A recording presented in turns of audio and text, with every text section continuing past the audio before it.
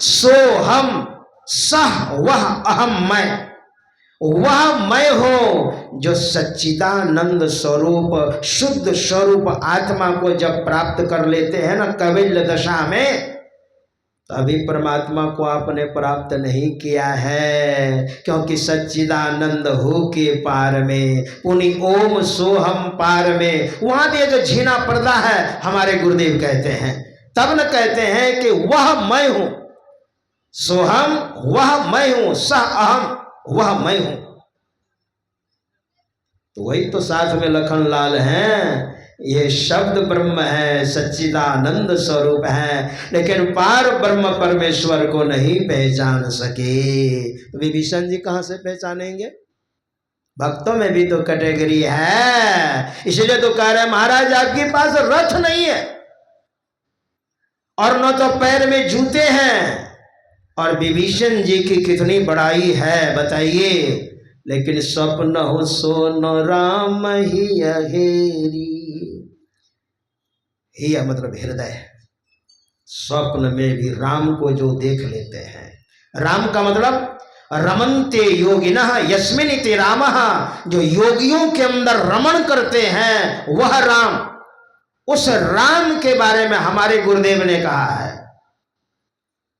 एक रामायणाचार्य मुझे मिले, रामायणाचार्य रामायण मर्मज्ञ, लगभग 69-70 वर्ष की उम्र,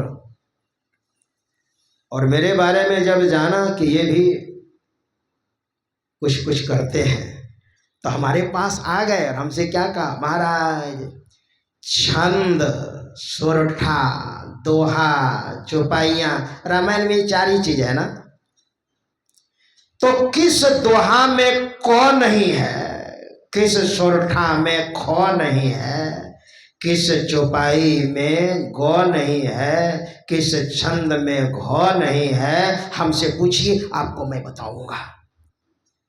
तो मैंने कहा इतना अध्ययन बताइए तो, कितना गहन अध्ययन है, और उम्र भी तो देखिए 69-70 वर्ष की उम्र।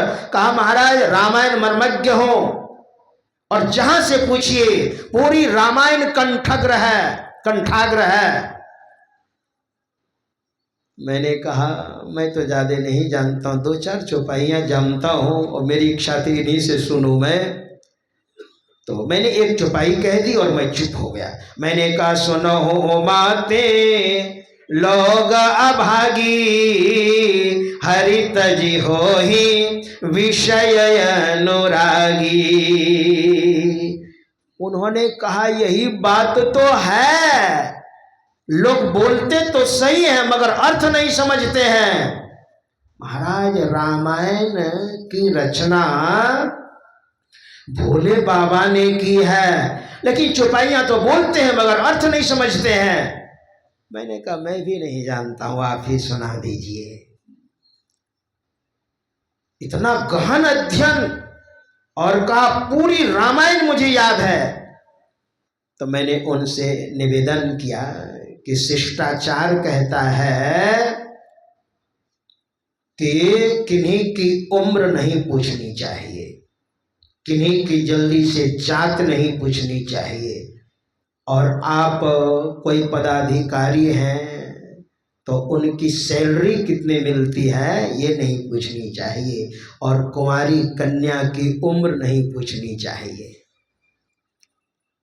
तो ये शिष्टाचार कहता है, जो धर्मशास्त्र के ज्ञाता हैं, बहुत सत्संग सुनते हैं, उनको ये पता है। मैंने उनसे कहा अच्छा एक बात बताइए, आपको पूरी रामायण याद है? कहा जी हाँ। जहां से पूछिए हमको। इतना गहन अध्ययन, किस चौपाई में को नहीं है, किसमें पो नहीं है, किसमें खो नहीं है इत्यादि। मैंने कहा एक बात बताइए, मुझे नहीं पूछनी चाहिए फिर भी पूछता हूँ, आज से 20 बरस पहले की बात बता रहा हूँ। मैंने उनसे निवेदन किया कि आप मांस मछली खाते हैं क्या? हाँ बाबा कभी कभी चल जाता है। क्या कहा? कभी काल, जैसे होली आ गई, कभी दुर्गा पूजा आ गई।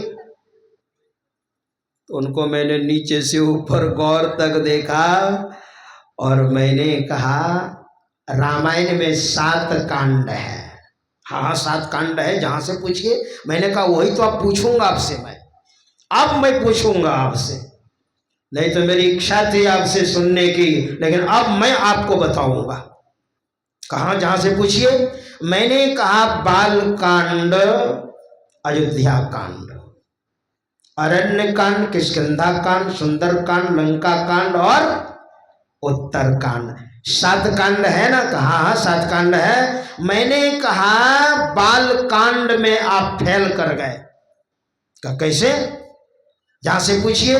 मैंने कहा अभी मैं पूछूंगा आपको, क्योंकि आप बाल कांड में पहला स्टेज में आप फेल कर गए। आप कहा वो कैसे? तब मैंने कहा अच्छा, रामायण में प्रताप भानु और अरिमर्दन दोनों भाई थे। धर्म रुचि नाम का मंत्री था। हाँ हाँ। तो मैंने कहा वो राक्षस कैसे बने थे? अरिमर्दन प्रताप भानु, जिन राजाओं को उन्होंने पराजित किया था उसमें कुछ तांत्रिक राजा थे, और उन तांत्रिक राजाओं के चंगुल में फंस गए प्रताप भानु और अरिमर्दन, और इन्होंने कहा मेरा राज्य अखंड हो।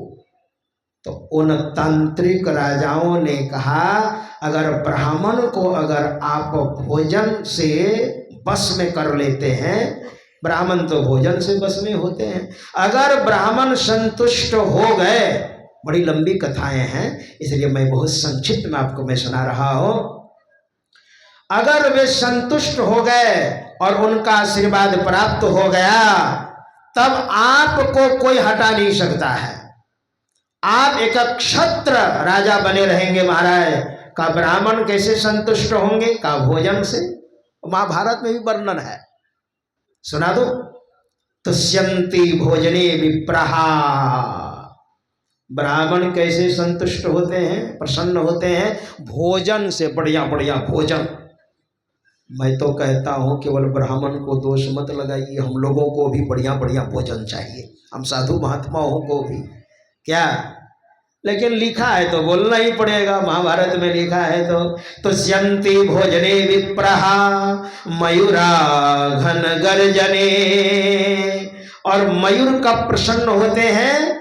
जब बादल उमड़ते घुमड़ते हैं ना, तब मयूर प्रसन्न होते हैं।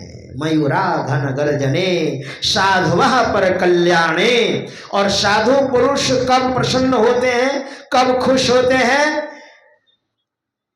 जब सब कोई खुश होते हैं, समाज के लोग प्रसन्न रहते हैं, खुश रहते हैं, स्वास्थ्य अच्छा रहता है, तो साधु महात्मा भी खुश हो जाते हैं। परोपकार में साधुवः पर कल्याणे खलाह पर विपत्ति भी, और दुष्ट पुरुष का प्रसन्न होते हैं।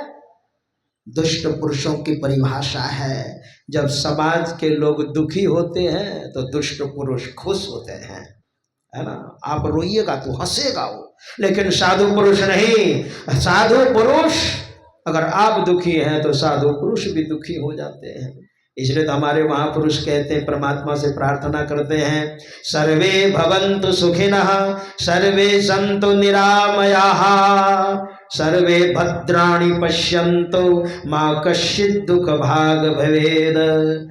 सनक, सनंदन, सनातन, सनत कुमार, ये चारों ऋषि परमात्मा से प्रार्थना करते हैं, हे परमात्मा सर्वे भवन्तु सुखिनः, समाज के लोग सबके सब सुखी हों। सर्वे संतु निरामयाः, समाज के लोग निरोग हों। रोग रहेगा ही नहीं, निरोग होंगे तो दुखी क्यों होंगे? इसलिए हे परमात्मा सबको निरोग रखें। निरामयाः सर्वे भद्राणि पश्यन्तु, और सबके सब लोग ज्ञानी हो। भद्राणि मतलब ज्ञानी हो। माँ कश्चित् दुःख भाग भवे, हे परमात्मा कोई दुख का भागी ना बने।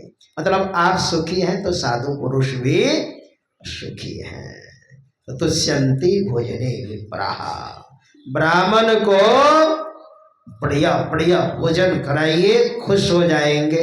तो उन तांत्रिक राजाओं ने, जो पराजित राजा थे, जिनको शिकस्त मिली थी, उन राजाओं ने प्रताप भानु अरिमर्दन को अपने शिकस्त में ले लिया, अपने कब्जे में ले लिया, और उनके यानी प्रताप भानु के रसोइया को कैप्चर कर लिया, बंदी बना करके, और अपना रसोइया को रखा, और पशुओं का मांस परोस कर ब्राह्मणों को आमंत्रित कर और परोस दिया पत्तल में। ब्राह्मणों ने जब देखा, अरे ब्राह्मणों ने कहा, अरे ये तो मांस परोसा है अरिमर्दन और प्रताप भानु ने, हम ब्राह्मणों को मांस खिला करके हमारा धर्म ये भ्रष्ट करना चाहते हैं। आकाशवाणी हुई, ए ब्राह्मणों, जो परोसा गया है ना, इसमें मांस है, मांस, पशुओं का मांस। वहां शब्द है मृगा, और मृगा का अर्थ होता है पशु। इसमें पशुओं का